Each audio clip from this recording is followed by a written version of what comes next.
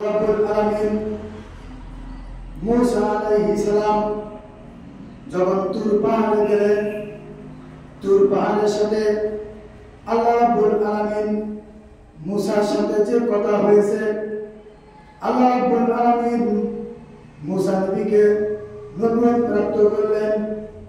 এই তুর পাহাড়ে আসার পরে আল্লাহ রব্বুল আলামিন মুসা নবীকে ডাক দিয়ে বলছেন, ফালাম্মা আতাহা নুদিয়া ইয়া মুসা। যখন মুসা আলাইহিস সালাম তুর পাহাড়ে গেলেন, আল্লাহ রাব্বুল আলামিন এই তুর পাহাড়ে মুসা নবী আসার পরে মুসাকে ডাক দিয়ে বললেন, হে মুসা, ইন্নী আনা রাব্বুক, নিশ্চয় আমি তোমার প্রভু, ফাখলানা আলাইক, তোমার জুতি জোড়া খোলো, তোমার জুতা জোড়া খোলো। ইন্নাকা বিল ওয়াদিল মুকাদ্দাসি তুয়া, নিশ্চয় তুমি পবিত্র উপত্যকায় রয়েছো। এই আয়াত থেকে আমরা বুঝলাম পবিত্র জায়গায় যেতে হলে জুতা খুলে যেতে হয়। জুতা পরিধান করাই, জুতা পরেও পবিত্র জায়গায় মসজিদে যাওয়া যায় যদি জুতা পাক থাকে। জানাজার সালাতে আমরা জুতা খুলে জানাজায় অংশগ্রহণ হই, কিন্তু জুতা খোলা প্রয়োজন নেই। জুতা যদি পবিত্র থাকে, পাক থাকে, তাহলে জুতা পরে মসজিদেও সালাত করা যায়। তাহলে আপনার জানাজার সালাতে রুকু নেই, সিজদা নেই, আমরা আমাদের জুতা খোলা প্রয়োজন নেই। তারপরে আল্লাহ রাব্বুল আলামিন মুসা নবীকে বলেন, ওয়া আনা আখতারতুকা ফাসতামি' লিমা ইউহা। হে মুসা, আমি তোমাকে মনোনীত করছি, এখন আমি তোমাকে যা ওহী করব তুমি সেটা মনোযোগ দিয়ে শোনো। ইন্নানি আনা আল্লাহ, নিশ্চয় আমি তোমার প্রভু, লা ইলাহা ইল্লা আনা, আমি সারা সত্যিকার কোনো ইলাহ নেই, কোনো মাবুদ নেই। ফাবুদনি, তুমি আমার ইবাদত করো। ওয়া আকিমিস সালাতা লিযিকরি, এবং আমার স্মরণার্থে তুমি সালাত কায়েম করো, সালাত প্রতিষ্ঠা করো। ইন্না সাআতা আতিয়াতুন, নিশ্চয় কিয়ামত একদিন আসবে। আকাদু উখফিহা, ওটাকে আমি গোপন রেখেছি।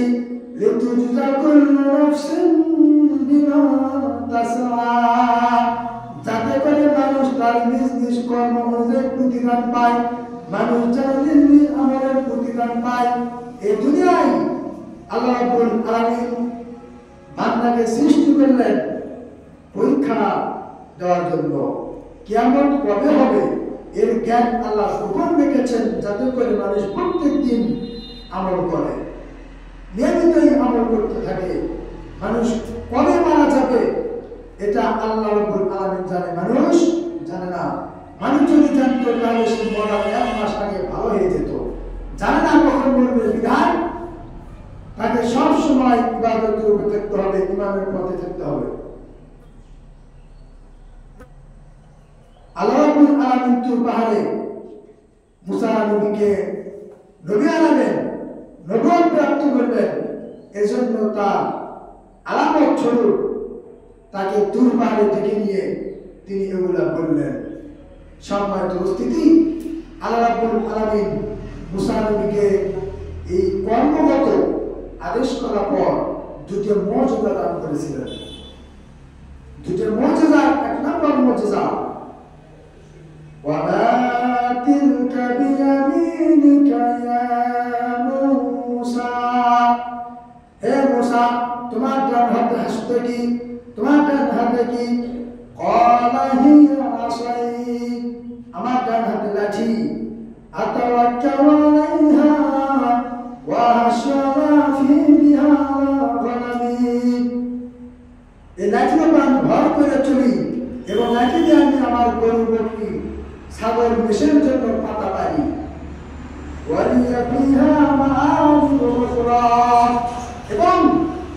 দিয়ে আমি আরো বিভিন্ন সুন্দর কাজ করি। মূসা, হে মূসা তুমি তোমার হাতের লাঠি নিক্ষেপ করো। ফালকাহা, মূসা আলাইহিস সালাম লাঠি নিক্ষেপ করলেন।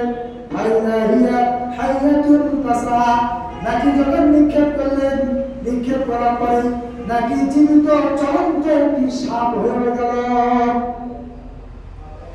ক্বালা খুযহা, আল্লাহ পাক মূসাকে বললেন লাঠি ধরো।